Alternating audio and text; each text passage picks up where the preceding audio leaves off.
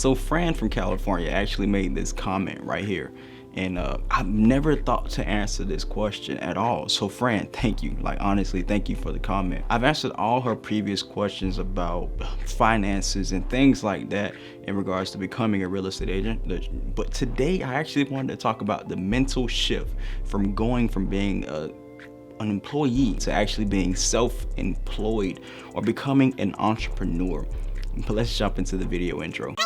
I almost forgot to touch on her comment about subscribing to the channel. So if any of you guys just right now go ahead and check, make sure that you are subscribed to the channel right now. Hi guys, welcome to Martez Kelly's real estate channel. This is Martez Kelly and welcome to the channel. What's good, family? I'm Martez Kelly, and I want to thank you guys so much for tuning in today's video. Mental shift, the mental shift from being a 9-to-5 employee to self-employed or becoming an entrepreneur. Like I said, I've never thought to touch on this topic, but this is something major. And this is something that I feel like we all, whether you're a real estate agent or not, this is something we all could benefit from. So if you've been on the channel for a while, you know I love to give you guys the content layout, just so you can know what to expect in today's video. I do have my phone here. Let's read it. The first topic I'm gonna touch on is you are the boss. And we're gonna touch on that, go into more detail. The next thing is also self-employed. Are you self-employed or are you a business owner? You will understand once we get into it. And then the last thing is the things that you would need to succeed early. So if you're planning to make that shift, if you're planning, not just to make a mental shift, but if you're planning to go from being employed to being an entrepreneur, these are the things I feel like you would need to succeed early. But let's go ahead and get into today's content. So one of the toughest things about becoming an entrepreneur is that you are the boss. You actually have to assume responsibility for everything. And this really builds your ability to hold yourself accountable. No one is coming to save you. No one is going to make you make cold calls daily.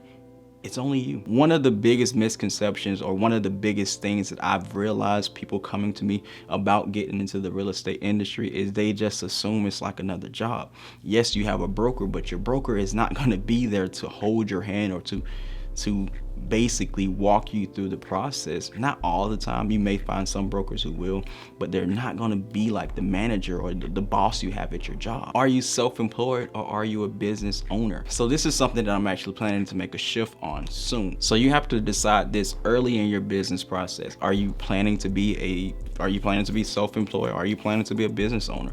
Some people may look at that and think, there's not really too much of a difference. But to be honest with you, it actually is a huge difference. Just to break it down, a self-employed person, you actually are the business. If you stop, the business doesn't go. Let's say you go on vacation, you're not making money in your business. Are you a business owner? A business owner, on the other hand, manages the business. They're not too much involved in the day-to-day operations, if you will.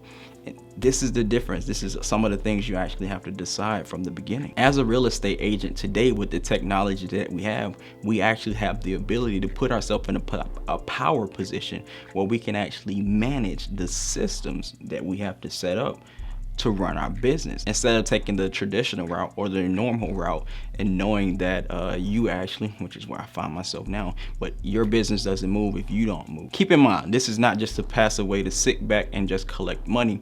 Like I said before, as a business owner, you actually have to set up those systems, go through the growing pain, put in the extra hours up front so you can manage the system.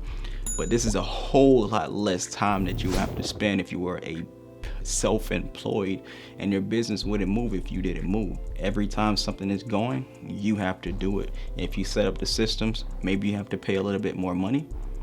You can actually manage the business. And now, just to jump into the things I feel like you would need to succeed early from making that shift from being 9-to-5 to self-employed, let's go ahead and jump into those. The first one is you always have to be a student to the game, always willing to learn and just always wanting to grow. The second thing, you must be willing to adapt. Life gets tricky, and if you don't keep up with the changes, you can soon be left behind. The third thing is you must seek a mentor/teacher, someone who you trust, someone who you really like.